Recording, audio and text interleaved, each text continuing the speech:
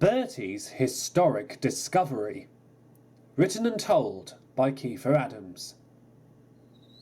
Oh, come on, Bertie. Spill the beans, why don't you? No, I will not, Bertie grumbled. It was summer on the island of Sodor, and the engines had been welcomed by a visitor called Algy. Algy had come from the mainland and was giving visitors a tour of the island of Sodor. Since his arrival, he had delighted in teasing Bertie. "Is there a problem, Bertie?" asked Duck as he pulled up alongside. "Yes, there is," Bertie grumbled. "Can you tell this blue fiddle-faddle to leave me alone?" "Only if you'll admit that something exciting has happened to you," said Algy. "After all, racing a tank engine and stopping some runaway trucks isn't really exciting, is it?" "Bertie was hailed a hero for stopping those trucks," said Duck. "I should know. Percy wouldn't stop going on about it." "I'll prove to you that I've done something exciting, and will do something exciting," said Bertie. "Just you wait." He rolled away. "I won't bet on it," called Algy. Duck rolled his eyes and made his way to the platform of Tidmouth Station, ignoring everything that he heard from the blue bus. But as Bertie travelled along his usual route, his heart sank. "Who am I kidding?" he groaned. "I'm just that red bus that gets stuck in a mud all the time. Algy's right. Nothing exciting ever happens to me." Bertie was so distracted by this, he accidentally turned off from his normal bus route. Even his driver was disorientated as Bertie rolled along a small but old country road. By the time Bertie realised where he was too far away from his own route. "Wait a minute," Bertie spluttered. "Where are we? I don't recognise this road." "Neither do I," replied his driver, "but we must try and go back the way we came or—" "Hello!" Bertie and his driver stopped suddenly when a voice called out to them. Hello?" Bertie called. "Is anyone there?" "Look over here," said the voice. Bertie carefully looked to his right, and there, sitting in a field, was an old, battered vintage car. It was covered in moss, mud, and overgrowth. Bertie thought there was something familiar about this car, but he couldn't figure out what it was. "Are you all right?" Bertie asked. "Who are you?" "Well, my name's Benson," replied the car. Bertie's driver then realised. "Is there a phone box up the road?" he said. Bertie looked. "Yeah, I can see one just there." "Perfect. We must tell the Fat Controller this instant." Bertie's driver hurried away, while Bertie stared with admiration at the old car before him. The Fat Controller was just leaving Kirk Ronan Station. He was just wondering about what to have for his tea when Thomas came hurrying in.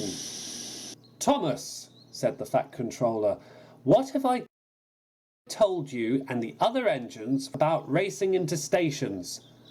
"I'm so sorry, sir," said Thomas, "but there's been a call from Bertie."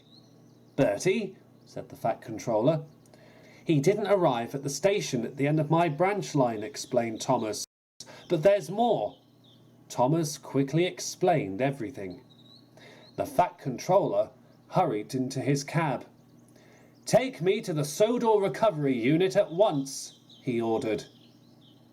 When Thomas arrived, Butch the breakdown vehicle had already been given the route to go. The Fat Controller travelled with Butch's driver, and they set off, unaware what was going to be waiting for them. The Fat Controller stood beside Bertie as Butch heaved with all his might, trying to get Benson out of the field he had been in. Sure enough, when Benson was back on the road, The Fat Controller smiled. "My dear Benson," he beamed, "after all these years, what ever happened to you? When I last saw you, I had sold you to the Elsbridge cricket team." "Well, I was there shortly after we lost your father," admitted Benson. "But the cricket club sold me once they brought Caroline. A farmer bought me and used me for his personal car. When he managed to get a lorry, there was no further use for me, so I was dumped in this field. If it wasn't for this bus, I'd still be here." Benson looked wearily at Bertie. "Well done, Bertie," said the Fat Controller. "I am incredibly proud of you for finding Benson." "There's more good news, sir," called Butch from behind. "My mechanics just confirmed that we can fix Benson up to his former glory." "Excellent," said the Fat Controller. "Butch, take Benson to your garage at once. I might have something special planned for the car that once belonged to my father." Benson and Bertie looked at each other, wondering what was going to happen. 2 weeks later, Bertie was waiting at the top station on Thomas's branch line.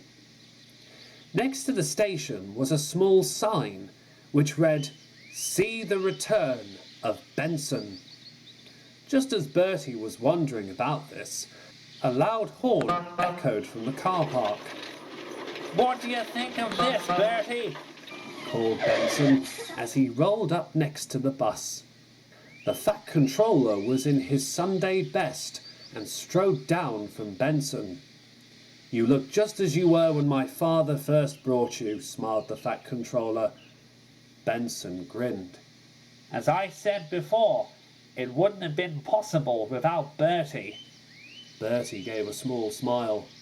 The Fat Controller was very happy. "I've decided that Benson will stay at my mansion," he said. "We'll take him out on special trips like picnics and excursions. I'm sure my grandchildren will enjoy riding in you, Benson." Bertie was delighted too. For once in his life, and possibly for the first time since his he had finally had an exciting moment happen to him, and he hoped that the next time he saw Algy, he would tell him all about it.